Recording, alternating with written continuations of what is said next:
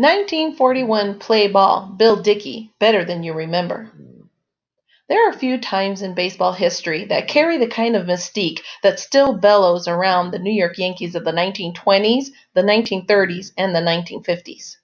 Those clubs were loaded with some of the most legendary names the game has ever known, from Babe Ruth and Lou Gehrig to Joe DiMaggio to Mickey Mantle and Whitey Ford. All told, the Bombers appeared in 19 World Series during those 3 decades and won 14 titles in that span. Heck, they continued their dominance into the 1960s too, appearing in the first 5 fall classics of the decade, though they lost 3 of them. The missing decade in that run, of course, is from the 1940s. For me, at least, the Yanks aren't the first topic to spring to mind when the war-torn decade comes up in conversation.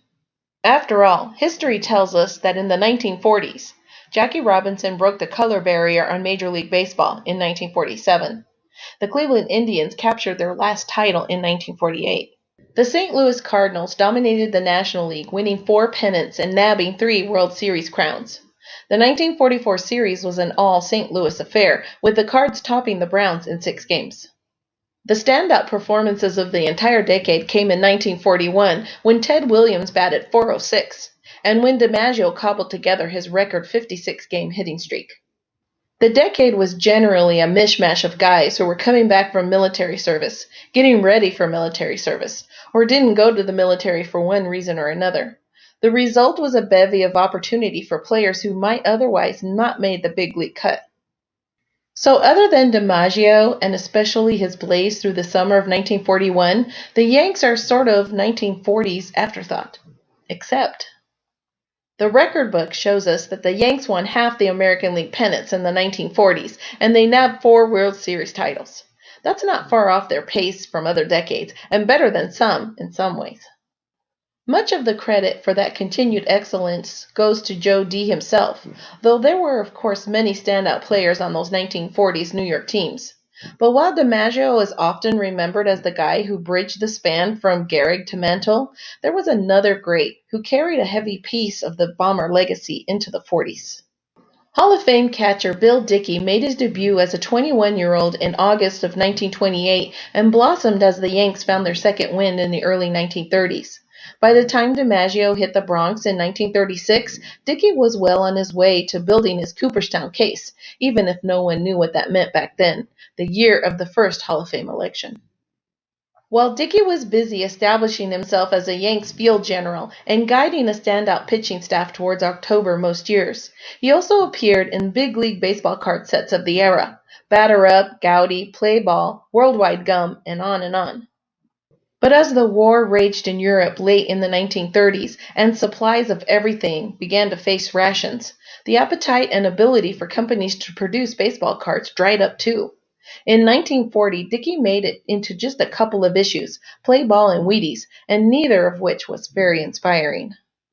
The pickings were even more sparse in 1941, when Dickey appeared alongside Red Rolfe on the black and white double play issue that was pretty much just a stiff-backed newspaper clipping.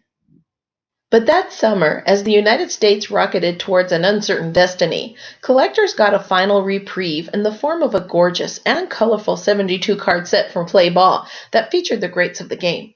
Williams, DiMaggio, Fox, as well as several popular players of the day who didn't quite make the all-time list when all was said and done. Hal Trotsky, George McQuinn, Babe Dahlgren. And right there on card number 70 was 34-year-old Yankees backstop Bill Dickey, whose playing time and performance had slipped in 1940.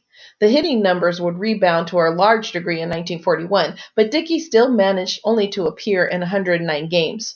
As it turns out, that would be the high mark for the remainder of his career. After helping New York to 3 straight pennants and 2 championships from 1941 through 1943, Dickey spent 1944 and 1945 in the military. When he came back for a 1946 swan song, the 39-year-old made it into just 54 games before hanging up his spikes. And though he appeared in a handful of unaspiring and off-the-wall sets through 1947, there was no doubt that the 1941 Play Ball was Dickey's last real card, and it was a beaut. Still is. These days, expect to pay $250 or more for a copy in PSA 5 condition, jumping up to $600 or more by the time you get to PSA 7 levels. Whatever the condition and whatever the price, Dickey and his cardboard swan song stand as reminders that there was always plenty of great baseball played in the 1940s, and some of it came from the usual sources, even if we don't always remember it that way.